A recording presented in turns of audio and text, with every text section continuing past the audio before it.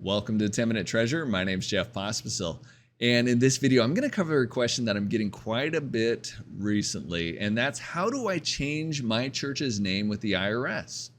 So working with the Global Methodist denomination, I hear that quite often where a church was First United Methodist Church and now they want to become First Global Methodist Church or something like that. And they've changed everything with the Secretary of State. They've done everything else right. But when you get to the IRS, it doesn't seem like there's an easy way to do this. But I'm going to show you the easiest way I know of and the correct way to do it. Also, I'll cover what if your church is changing treasurers or changing mailing addresses. How do you go ahead and update the IRS on that? All right, for many churches that left the United Methodist denomination, this is probably the easiest scenario. If you were forced to dissolve your old corporation and then launch a new one, you are a brand new entity. And so you likely should have applied for a new tax ID or EIN. And that is super easy. That's almost the easiest thing you could do with the IRS. So I'll put a link to my post on that in the description. But so even though you did close with the Secretary of State and launch something new with the Secretary of State, the IRS still doesn't know about it. And here's how you inform the IRS about it. So in your last quarterly report, the last quarterly 941, go ahead and enter in the old information. So your old EIN and your old name. So let's say you're First United Methodist Church. You would enter that in here. And then when you get to, you'd fill everything out the same as usual. But when you get to page 3, if your business has closed or you stopped paying wages, check here. And so you go ahead and check there and put in the final date. And then you can just start using the new EIN because when you applied for that new EIN, you told them the starting date. And so they're going to be expecting a 941 for you for the next quarter. So that is the easy part. So probably the more common situation is that the church changes their name. And maybe you changed it because you left the denomination, or maybe you just changed it because you wanted a different name. That happens.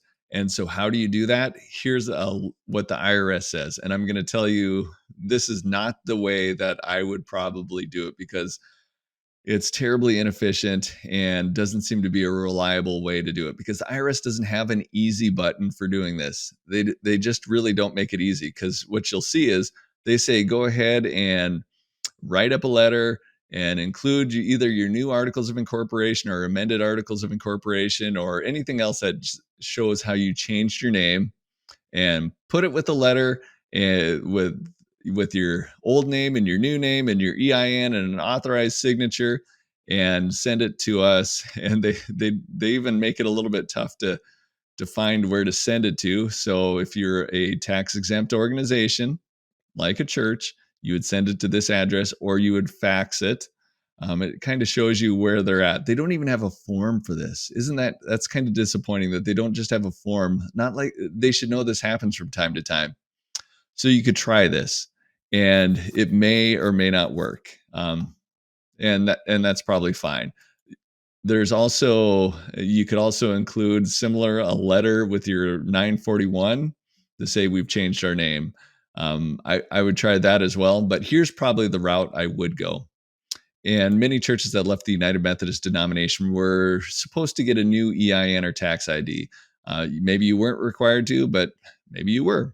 So, but either way, it says that generally you need a new EIN if there's this change, but it doesn't say you're not. It says you're not required to obtain a new EIN. It doesn't say you should not get a new EIN when you do a business name change.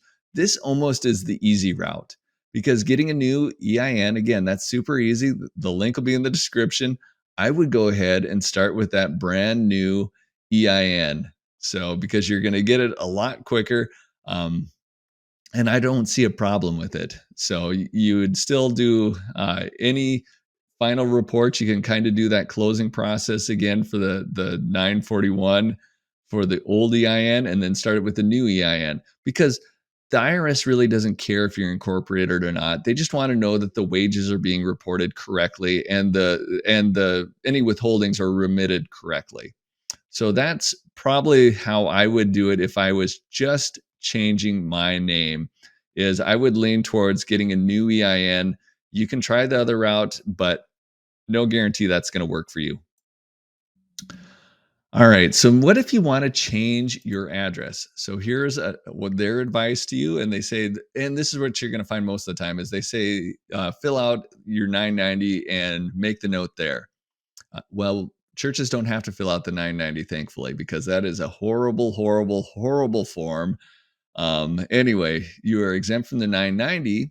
And guess what? The 941, which we just looked at, that doesn't have a change of address. I don't know why. Why did they make this more difficult? But instead, they do have a form for a change of address, or let's say you change the person that's doing your payroll. So you have a different treasurer. You also can go ahead and report that to the IRS as well. And it's with this form 8822B. And this form is not too bad. Again, it's not too bad. So you go ahead and you check the tax exempt organization, and you would check this one for sure. If your church actually moved to a different location, so let's say you were worshiping here and instead you moved into a new building, you could do the new location. But also if you're changing the address, because sometimes, let's say you got rid of your PO box, or maybe you added a PO box, or whatever. Maybe your treasurer was getting the mail, and now you wanted to go to your new treasurer. So that's where you would end up changing the mailing address. So you put in your business name, your EIN, your old mailing address. So if your mailing address has changed, that's what we're talking about. And then your new mailing address. And then if your church changed actual physical locations, you would end up putting that here. So this is your physical address versus your mailing address. If you had a change in whoever's doing your payroll, so you have a new responsible party, new treasurer, that's where you would change that. You have to give them the new responsible party's social security number. So that's the cruddy part. And I don't even know why they need that. But anyway, they do. So I guess they're the IRS. And I don't even know what they use that for. And then here's the instructions on where to send it. So if you're like me, South Dakota, you send it to Ogden, Utah. If you're like, yeah, I guess if you're in Illinois or Indiana, go ahead and send it to Kansas City. So wherever you're at. So that part's not too hard.